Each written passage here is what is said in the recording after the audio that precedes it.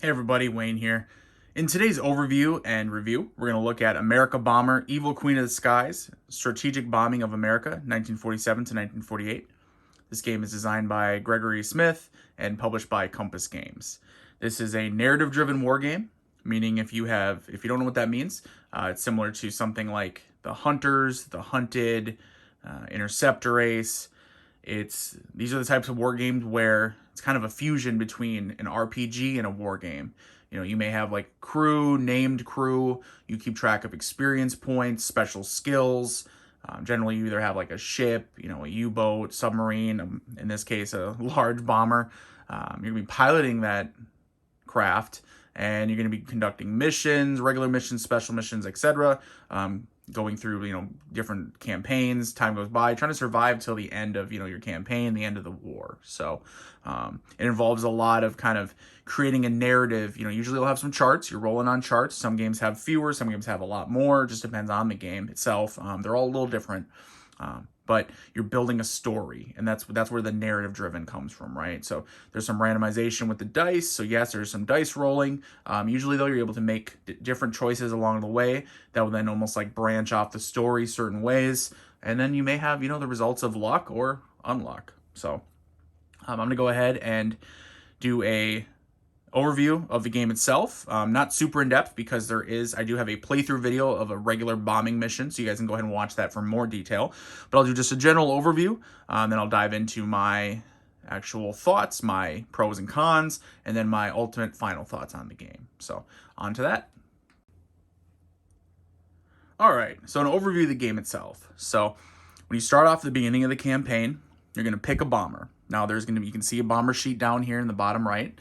There's going to be different bombers that you can either start with or that may become available later in the game. For instance, this one says available December of 1947, so it takes a little while. It's not available to start with. There's another one there, available December of 47. So you have multiple different bombers you can pick from. You're going to have your logbook that the game comes with. You can also download additional ones off, Board Game Geek, the usual, right? And you're going to go ahead and create you pick which aircraft, and then you're going to go ahead and be recording your results as you conduct missions. Go ahead and look at the components here. So we have our actual bombing mat. On this bombing mat, you have a counter for your bomber. You have the crew status, so pilot, co-pilot, flight engineer, different gunners. Speaking of gunners, you have your weapons here. You have counters for your weapons, and every aircraft is different. This one has nose guns, top front turret, ventral turret, tail guns. Some aircraft may have more, may have less, just depends. And then you have different areas for the different systems. Now, these are large, complex machines, so you're going to have, all kinds of areas affecting brakes, electrical system, flaps, engines, wing roots, airframe, tailplane, elevator, etc., etc.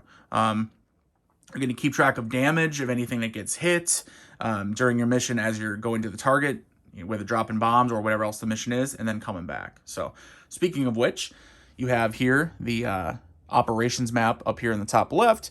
You're starting from the base, the Luftwaffe base in the Azores here.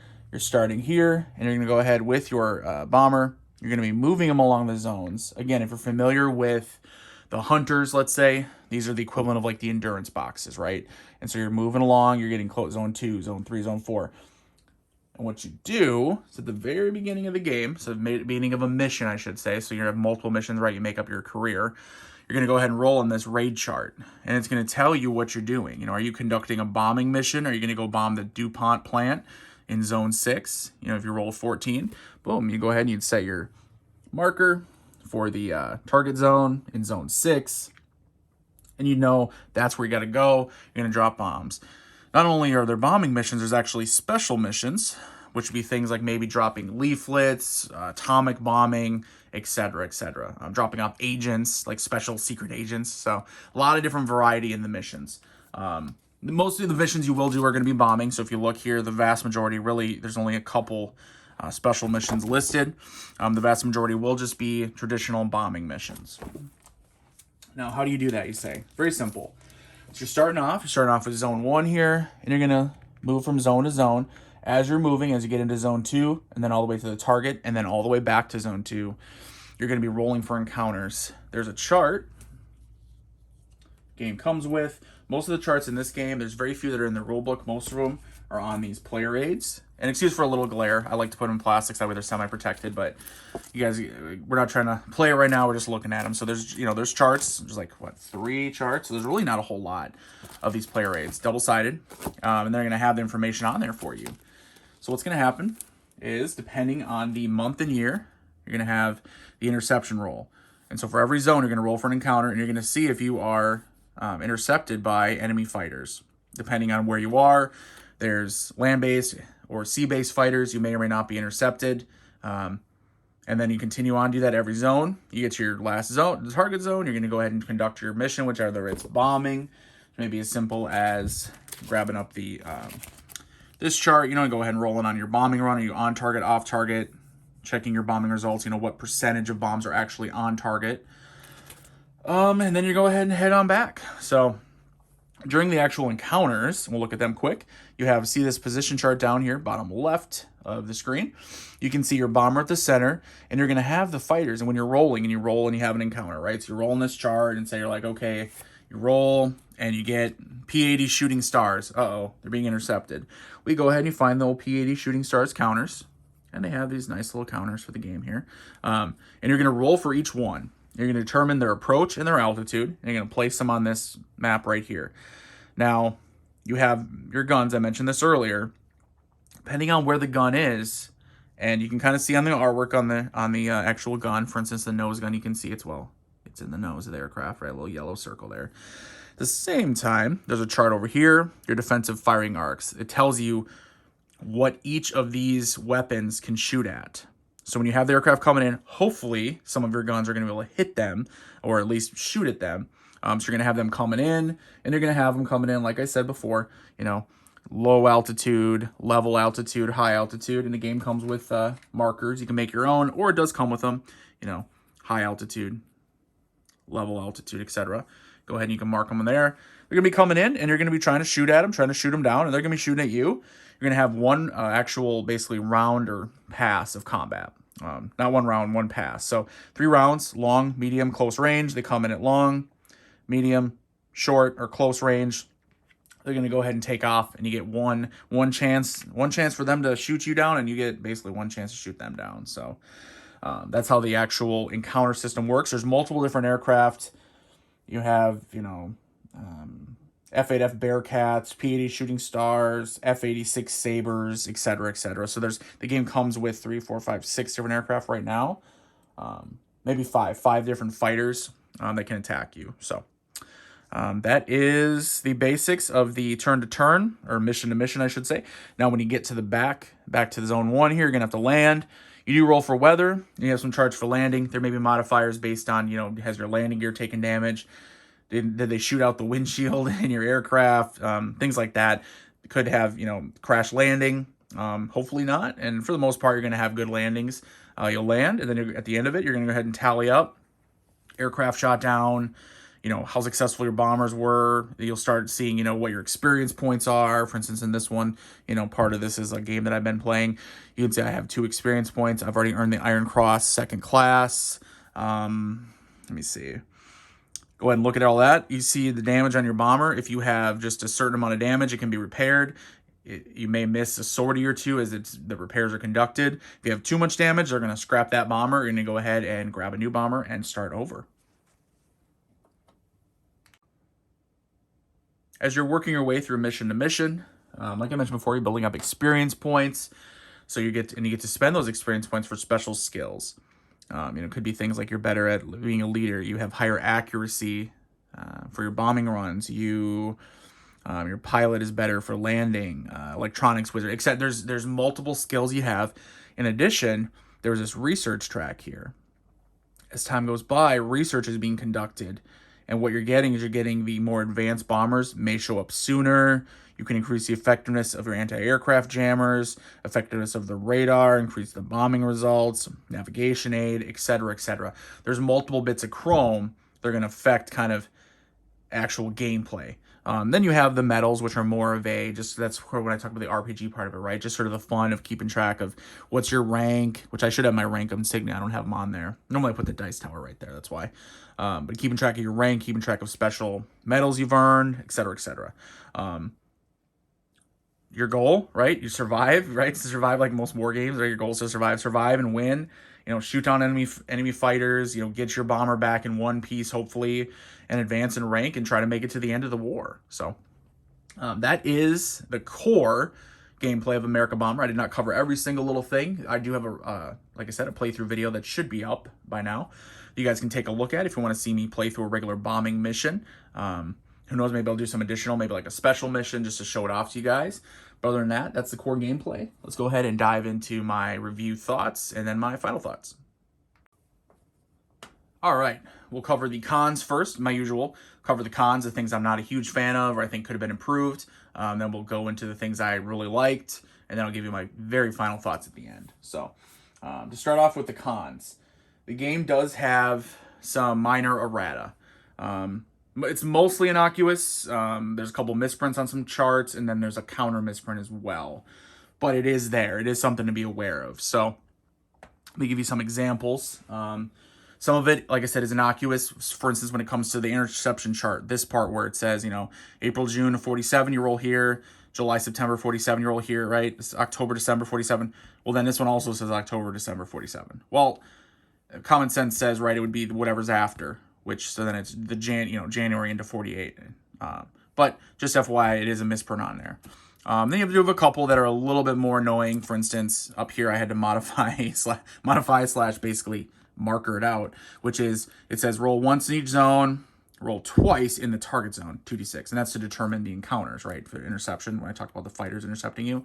In reality, Greg Smith corrected it online and is like, hey, you don't actually roll twice, you just roll once in each zone, you do not roll twice even in the target zone. So just something to be aware of. You're going to have a couple of those things. In addition, there's some minor things when it comes to, and then the counter misprint is one of the counters for the bomber doesn't list the actual bomber it is. So like this one does. For instance, this is the ME364. You know, you can see it's the ME364 on the counter. The actual, I forget, I don't know which one it is. One of them that comes with the game, it actually lists like doubled up like artwork from a different bomber. So you just have to be aware of that. Other thing to point out, so a couple things that are more of like less of errata and more of clarification is you can download, he's made available, Greg Smith has made available some additional like almost like charts, or what I did is I printed it, and just put it in there, over it in a sheet. Helps protect it, and I can get the updated one. Just includes some additional modifiers on, like, say here, it's the landing chart. So it's not errata because it's nothing wrong. It's just that he added in some more modifiers just to make gameplay a little easier. So that covers that. Like I said, I wanted to cover the errata for sure. It's there. It does exist. There's a couple things you're going to want to correct. A little disappointing because the game is actually fairly simple. So it's kind of disappointing there was a couple, like, typos, like that interception thing that didn't get changed, but it is what it is. It's not the end of the world, but it is something to be aware of. My other con that I would kind of say is this operations map up here. It's kind of superfluous a little bit. So here's the deal with it. It's kind of cool. You got this like big map here, right? And you have the zones, and you're moving on the zones, and you're moving zone to zone. You see some, you know, Boston, New York, and there's little mushroom clouds, targeting symbols, all that. That's not bad. My issue with it, or my kind of thing, is like, is that they're really all it is you moving your bomber from zone to zone. So in some of the other narrative-driven games that Gregory Smith has done, where it's that endurance box, right? It's just literally like a bunch of little boxes lined up, and you would move your counter on them. Not very thematic, but ease of play, right? Super simple, all that. Well, with this, he's taken that little box, right? A little series of boxes and expanded into this big map, but it doesn't add a whole lot of gameplay. You're literally only moving your guy. You put your target zone down. You move your little counter from zone to zone. Keep track of that. And then the weather, because of the length of the missions, the weather doesn't affect your actual bombing mission. It only comes into play during your landing. So something that there's a chart for it and there's a counter for it. But when you're doing your landing, you really just, you check the weather and then you roll for landing all in like one action. So really it's kind of unnecessary. So what I would like to have seen would be maybe this more useful. I'm not against that it's this big map, right? That's kind of cool actually, right? It's fun. But maybe like a little more useful. Maybe like a couple fun little charts in the corners, or maybe some additional targets, maybe, you know, having, because it's kind of generic right now, right? It says Miami, Fort Lauderdale, New York, Boston, etc. It doesn't really list like Now, you wouldn't be able to list all of them because there's a million of them. There's a ton of targets in the game, which is cool. But maybe having some of them listed a little more accurately, kind of listed out. I don't know. But I don't know. I am not a graphic designer for the game. I didn't design the game. But I would maybe like to see a little bit more done with this just to make it a little more useful for gameplay. So, all right. Those are my cons. So not a ton, but they are there. Let's go on to my pros. So, and there's a lot of them. The game is easy to learn. Simple rules spelled out very clearly. The rulebook is a very small rulebook, especially for these types of games. I mean, it's literally, I don't want to say 15 pages because that includes like the story, the made up story. So actual rules themselves, 12 pages, 12 and a half. Yeah, that's nothing. And it's you're seeing some examples and historical notes, design notes, etc. So very cool, very easy, easy to learn game. Playing itself is also easy. It has, like I mentioned before, you have basically, 3 charts? I mean, you have the stuff you're placing out on the board here that make up, the play mat, play area. But the actual charts, I mean, there's like 3 of them. They're double-sided, but that's it. I mean, 99% of the charts you're rolling on come on these player aids. So you're not sitting there, flipping through a book with chart after chart. Now, I played those games. Sometimes I like them, sometimes I don't, In this case, though, I love the fact that it's actually like just a couple charts. So I put them out here. I have them sitting next to me. I grab, boom, flip it over. And most of them, it's pretty, like, for instance, this one too, it's a raid chart. You only use it at the very beginning of a mission. Once you have a target selected, I can set it aside. Boom, now I really am only using 2. And on these 2 charts, I'm keeping track of interceptions, damage to my bomber, aircraft damage listing, a little more detail, landing charts, parachuting of my bombing run, etc., etc. And then the actual player mat, like the position chart here, has all the fighting stuff, which I love the fact that it's on the map here. You have your defensive firing arcs for there. You don't have to look in the rule book. The firepower, friendly fighter cover, 2 hit, whether it's your bomber getting hit by the fighters, you hitting them, damage, how many hits they cause, anti-aircraft when you're over the. You guys can barely see that. Anti-aircraft chart here is on the map as well, on this little position chart. Love the fact, right, that it's super awesome that you have everything available super easily. So another thing I love, the theme. It's fun. It's interesting. It's not for everyone, right, because it's kind of goofy. And you have people, I know there's all different folks, right? So I know there's people that look at these games and are very serious and are like, what do you mean Germany bombed America? That never happened. Well, no, it didn't happen, and it probably wouldn't have happened. But in this game, right, you're taking what was B-17, Queen of the Skies. He's kind of flipping it around, and you're bombing America, but like just in this like different world, right? This alternative history world. It's fun. It's interesting to see stuff that was based on reality. This ME 364 Amerika Bomber, based on reality, but then taking it to a different level, taking it to a game where you can actually kind of simulate that and have this campaign. So I really like the theme. I think it's a lot of fun. Another cool thing that I think is kind of cool is that there's an expansion coming in Paper Wars, which is Compass Games magazine that they put out.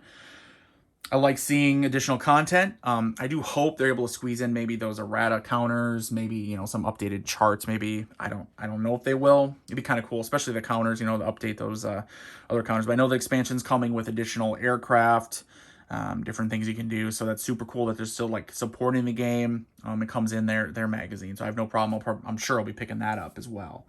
All right, yeah, that is my general, pros and cons of the game. I could go on. There's more to talk about, but at the same time, I think you guys get a pretty good idea of what the game is and how it works. So let's just say my final thoughts. All right, guys, describe the game. I'm giving you some pros and cons, right? Good things, kind of iffy things. We've talked about it. What do I actually think about it? I'll tell you. I think this Amerika Bomber is possibly the best narrative-driven war game for those new to the genre. So I'm not saying it's the best overall, which, it's hard to be. How could you have the best game, right? All these games are so different. But this may be the best one for new players, new to narrative-driven, and kind of new to war games in general. So why do I say that?